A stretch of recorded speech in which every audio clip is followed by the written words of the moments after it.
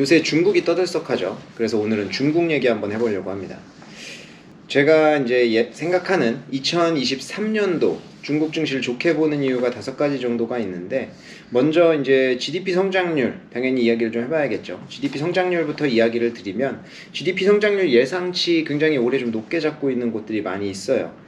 5% 정도 최소 성장을 할 것으로 예상을 하고 있고요. 2022년도 한 해 GDP 성장률은 아직 안 나왔는데 좀 보수적으로 받아서 3% 정도가 안 될 것으로 예상을 하고 있습니다. 그 이유는 뭐 다들 아시겠지만 2022년도에 제로 코로나 정책, 그래서 상하이 락다운이 굉장히 심했었죠. 그래서 경제적으로 좀 영향을 많이 받았고, 그리고 뭐 좀 연말에는 어쩌면 리오프닝이 좀 갑작스럽게 되면서 좀 압박이 좀 있었다. 소비 같은 것들이 오히려 조금 안 됐었던 그런 시기가 좀 있었습니다. 그래서 이런 것들을 이유로 GDP가 조금 성장률이 좀 부진할 것으로 예상을 하고 있고, 저희가 이제 2023년도 증시에 좀 호재가 되는 요소들 5가지가 뭐가 있냐면, 부동산 부양 정책, 그리고 인프라 투자, 그리고 소비 활성화, 그리고 안정적인 통화 정책, 그리고 위안화 강세, 이렇게 5가지를 보고 있습니다. 하나하나 좀 설명을 드리도록 할게요. 먼저 이제 부동산 쪽을 한번 보시면 워낙 관심 있으신 분들 많이 있으실 거예요. 부동산 같은 경우에는 이 표가 중국 30개 도시의 주택 거래 면적을 나타낸 표인데, 뭐 변동이 좀 있습니다. 근데 작년에도 기억하시는 분들은 기억하시겠지만 부동산 완화 정책이 많이 나왔어요. 그래서 부동산 완화가 조금씩, 부동산 수요가 조금씩 늘어나고 있는가라고 보였었지만, 작년 6월쯤이었을 거예요. 갑자기 충격을 받으면서 판매가 확 줄어듭니다. 그게 바로 이제 보이콧이 많이 나왔었는데, 그 당시에 이제 그 개발업체들이 실질적으로 시공이나 개발을 계속 이어가지를 못하면서, 뭐 이제 그 모기지를 내는 그 소비자 입장에서는 더 이상 낼 필요가 없다. 그래서 이제 모기지를 내지 않는 이런 보이콧 상태가 6월 달쯤에 발생을 했습니다. 그래서 굉장히 이제 부동산 쪽이 안 좋았죠. 한마디로 좀 흉흉했어요. 근데 이제 부동산에 대해서 중국 정부에서 작년에 어찌 보면은 초점을 맞췄던 것이 대부분 수요 쪽에 집중이 되어 있었어요. 공급 쪽보다는 수요 쪽에 많이 집중이 되어 있었는데, 수요를 좀 살려야 된다라고 하는, 과거에 수요를 워낙 잡아놓기도 했었고, 하지만 이게 조금 개발업자, 어찌 보면은 공급 측에서 문제가 되다 보니까 지금은 좀 공급 쪽으로도 좀 많이 방향을 바꿨습니다. 그래서 실질적으로 작년에 너무 소비 쪽에만 집중이 되어 있어서 지표라든지 이런 것들이 반등되지 않았었는데, 올해는 이 보이콧 사태를 기점으로 해서 개발자들에도 지원을 해줘야 되는구나, 이런 것들을 좀 깨달으면서 이제 공급 쪽에도 많이 이제 지원이 갈 것으로 예상을 하고 있는 상황이고요. 최근 정책 같은 경우에는 뭐 무주택자에 대해서 담보대출 금리를 유동적으로 인하해 준다든지, 지금 뭐 아시는 분들 아시겠지만 중국은 금리가 여전히 낮습니다. 근데 더 인하해 주려고 하는 움직임들, 그리고 주택담보대출 미상한 주택에 대해서는 양도를 또 허가해 주는 것들도 나오고 있고요. 그리고 부동산 중개료 상한제를 두겠다라고 하는 루머들도 좀 나오고 있어서, 이 관련된 정책들, 그리고 2023년도에는 부동산 개발 기업들을 좀 살리면서 전환점을 좀 맞이할 것으로 예상을 하고 있습니다. 그렇기 때문에 부동산 쪽이 올해는 조금 좋을 것 같다라고 이야기를 드리고 있고요. 그리고 인프라 투자 같은 경우에는 2022년도에는 인프라가 사실은 중국 경제에 기여한 도가 굉장히 컸습니다. 근데 이제 상반기 같은 경우에는 전통 분야죠. 뭐 교통이라든지 뭐 민생 인프라든지 이런 쪽으로 지원이 좀 많이 들어갔다고 하면은, 하반기에는 이게 뉴 인프라, 신에너지, 디지털 인프라, 그리고 헬스케어, 이런 쪽으로 좀 많이 들어갔거든요. 올해도 이런 뉴 인프라 쪽으로의 지원은 계속 이어질 것으로 예상을 하고 있어요. 그렇기 때문에 이 2023년도에도 경제 부양이 인프라 쪽에서도 계속 될 것이다, 이렇게 예상을 하고 있고요. 그리고 소매 판매, 이제 GDP를 구성하는 요소 중에 이제 소비도 굉장히 중요하죠. 소매 판매 증가율 추이를 좀 볼 수가 있는데, 요 증가율 추이를 보시면 사실은 가장 중요한 것은 이 초록색으로 제가 동그라미를 쳐놓은 부분이라고 할 수 있을 것 같아요. 요게 중국의 작년에 상하이 락다운이 오면서 소매가 급감을 했다가 락다운이 풀리면서 급증하는 모습을 좀 볼 수 있었던 모습이거든요. 근데 지금은 어찌 보면은 상하이 락다운 수준까지도 소매 판매가 좀 많이 떨어져 있는 상황이에요. 그래서 좀 급등을 해야 되는 그런 상황인데, 예상하기로는 지금 리오프닝이 이미 시작이 됐고, 지금 코로나 확산세가 굉장히 빠르죠. 대도시는 이미 피크를 거의 다 찍었다고는 하지만 이게 좀 진정이 되기 시작을 하면은 소매 판매가 좀 급반등할 것이다. 이렇게 예상을 하고 있는 그런 상황이에요. 그리고 그때 상하이 락다운이 해제됐을 때도 요식업이라든지 타격을 많이 받았던 이런 산업들이 굉장히 빨리 급등하는 모습을 보였기 때문에 이게 지금 좀 급등할 수 있는 여력이 좀 많이 남아있다. 이렇게 볼 수가 있을 것 같고요. 그럼 코로나 확진자는 어떠냐 좀 지켜봤을 때 사실 이게 12월 25일부터 발표는 중단이 됐습니다. 그래서 공식적인 데이터는 저희가 좀 볼 수가 없지만 중국이 3단계로 좀 리오프닝을 진행을 했거든요.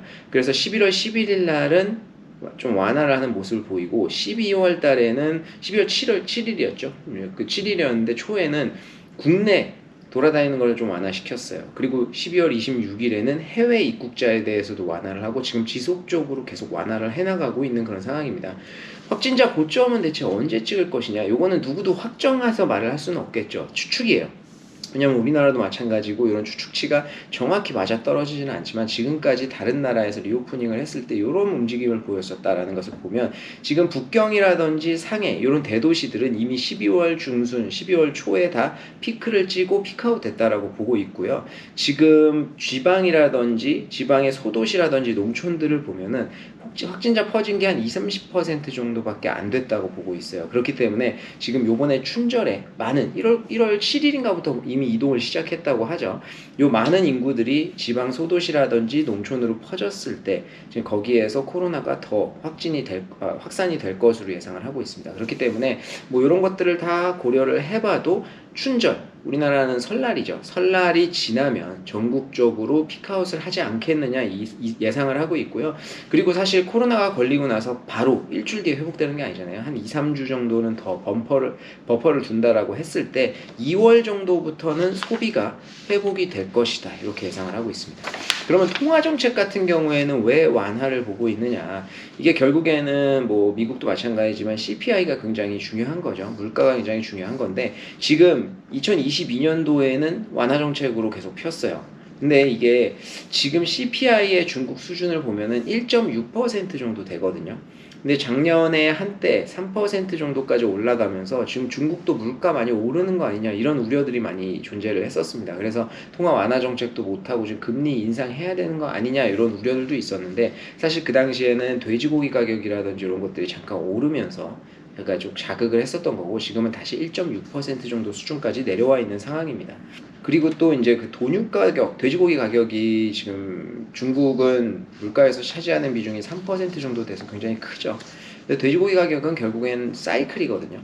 그래서 이제 뭐 그 어미 돼지가 얼마나 있느냐, 새끼 돼지가 얼마나 있느냐, 요거에 따라서 좀 사이클이 가격이 돈다고 하는데 이게 올 2분기부터는 돼지고기 가격이 하락 사이클로 들어갈 것으로 예상을 하고 있습니다. 그래서 가격은 좀 떨어질 것이다 예상을 하고 있고요. 그리고 리오프닝 같은 경우에도 갑작스럽게 하면서 단기적으로 소비가 오히려 위축되는 이런 모습들이 보였었는데 아까 앞에서 말씀드렸듯이 2월부터는 소비가 많이 살아날 것으로 예상하고 있어요. 그러면서 본격적으로 이제 CPI 같은 경우에는 큰 자극을 받기는 힘들 것이다. 그래서 올해 3%까지 상승하기는 힘들 것으로 보고 있어요.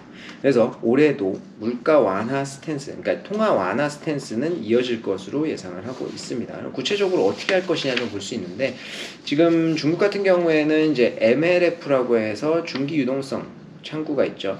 이쪽의 금리를 2번 인하를 작년에 했고요. 그리고 LPR 같은 경우, LPR이 이제 부동산 시장이랑 직결되어 있는데 금리를 작년에 3번 인하를 했습니다. 근데 올해도 이제 지준율 같은 경우에도 지급준비율이라고 하죠. 지급준비율도 작년에는 2번 정도 인하를 했는데 올해도 추가적인 인하가 이어질 것으로 예상을 하고 있고요. 빠르면은 3개월 내에 추가 인하가 있을 것으로 예상을 하고 있습니다. 그리고 이제 그 위안화 강세에 대해서 아까 이제 마지막으로 하나의 요소를 말씀드렸었는데 위안화가 올해는 좀 강세를 보일 것으로 예상을 하고 있어요. 한 나라의 통화가 강세를 보인다는 것은 굉장히 좋은 시그널이죠.